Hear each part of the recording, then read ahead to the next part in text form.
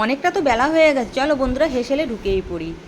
তাই যে মশলাটাকে করে নিলাম, তার সঙ্গে আমি হলুদ গুঁড়ো, লঙ্কা গুঁড়ো, ধনে গুঁড়ো আর জিরে গুঁড়ো মিশিয়ে রেখে দিলাম। আর দুটো বেগুন কেটে নিয়েছি, আর একটা টমেটো, একটা পেঁয়াজ।